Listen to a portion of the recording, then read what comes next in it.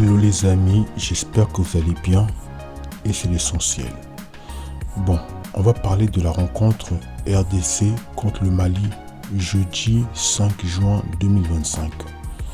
Jeudi 5 juin 2025 a eu la rencontre RDC contre le Mali à Orléans au stade de la Source. Pendant ce match-là, on va parler de deux facteurs. Un, ça va être le niveau du jeu, le style de jeu que le Léopard de la République démocratique du Congo a livré. Deux, ça va être la diffusion du match. On va commencer par le jeu. Au début du match, on a clairement vu que la République démocratique du Congo avait du mal à faire des passes, était lent dans les passes. Au niveau du jeu, c'était pas trop ça. Et heureusement que ça marchait en deuxième période avec le changement de Sébastien Desabre. Tout en sachant qu'en première mi-temps, au début du match, c'est-à-dire les 10 premières minutes, il y a eu un changement, c'est-à-dire la sortie de Théo Bonganda remplacé par Cédric Bakambu. Donc, moi je pense que c'est dû au choix de l'entraîneur. Et puis, je veux revenir sur un truc.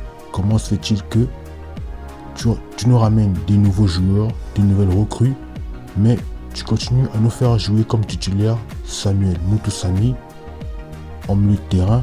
Ensuite, tu nous mets Mecha Kelia, tu nous remets comme gardien Dimitri Berthaud, et sans même pouvoir tester Fayoulou, son niveau, parce qu'on l'a pas encore essayé, on ne connaît pas son niveau, et nous on aurait bien voulu voir Fayoulou dans les buts. Bon, tu laisses Kapouadi sur le banc de touche, c'est-à-dire que Kapouadi il n'est pas du tout rentré dans le match parce que moi je ne l'ai pas vu. Il n'y a pas eu Pouloulou. Pouloulou, normalement tu devais l'aligner. Il devait soit commencer titulaire ou même remplaçant, mais on l'a clairement pas vu sur le terrain. On n'a pas vu les nouveaux joueurs que Desabre nous a ramenés. Je ne sais pas si c'est fait exprès ou pas, si c'est lui ou ça vient pas de lui. Franchement, on ne sait pas trop. Mais sinon, sur l'ensemble du jeu, en deuxième mi-temps, les Léopards, ils ont assuré, ils ont bien joué.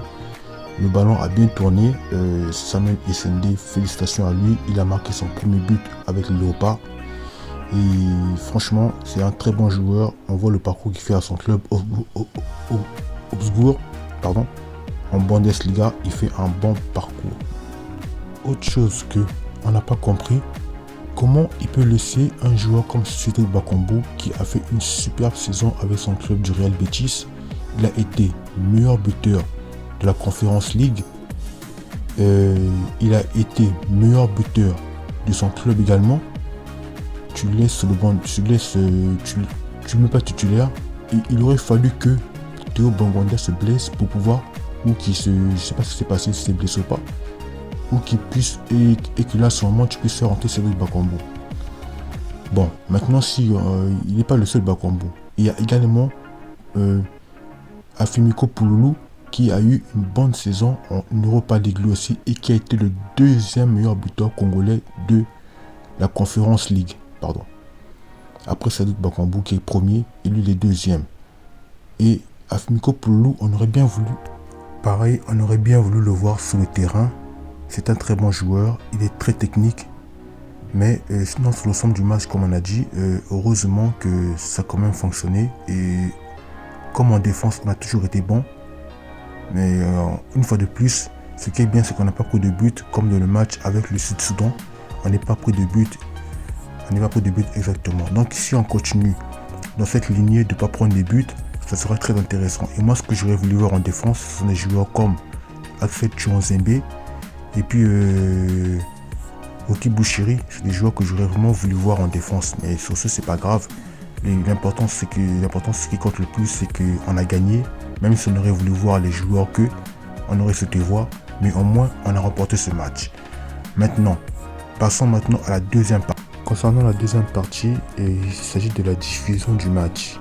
Je n'ai pas compris comment se fait-il que un grand pays de football comme celui-ci, quand on voit d'autres pays, ils sont mieux organisés. Par exemple, le Sénégal, ils auraient joué là. On sait très bien qu'ils auraient ramené leur caméra et que le match aurait été diffusé sur RTS, la chaîne du Sénégal. Mais par contre, quand on nous voit nous, et il faut pas que ça puisse être une habitude parce que c'est pas la première fois qu'on a ce genre de problème là. Et je me rappelle, c'était même le match qu'on a vu contre la Mauritanie pour les qualifs de la Coupe du Monde. Au niveau du son et puis des images, c'était un peu pareil. Mais là, au moins, il y avait une caméra, mais il faut que ce problème soit réglé aussi vite possible. Et on est en 2025, et je comprends pas comment ça se fait-il que ils n'ont pas pu mettre les moyens pour diffuser ce match-là. Et pourtant, ils étaient au courant que le match devait être diffusé, devait se jouer en France à Orléans. Normalement, ça devait être joué en France à Orléans. Il devait normalement avoir un moyen de diffuser le match. Et là, on a clairement vu les gens sortir un smartphone et filmer quoi, faire des directs alors que c'est pas aux gens de le faire. Excusez-moi, c'est pas à nous de le faire, c'est à la fédération de le faire quoi. Là, voir quelqu'un sortir un téléphone pour filmer, en plus les téléphones, la qualité elle est pas très top. Et le téléphone il bouge de partout et ça fait qu'on rate beaucoup d'actions. Il y a plein d'actions qu'on n'a pas vues. Mais franchement, il faut savoir vraiment s'organiser une prochaine fois parce que là, c'était limite le scandale. Bon, merci à tous d'avoir suivi cette vidéo et surtout n'hésitez pas de vous abonner, de liker, d'activer la cloche de notification. Lâchez en commentaire, dites ce que vous en pensez. N'hésitez pas de vous abonner. Merci d'avoir suivi cette vidéo, d'avoir prêté votre attention. Prenez soin de vous. Peace.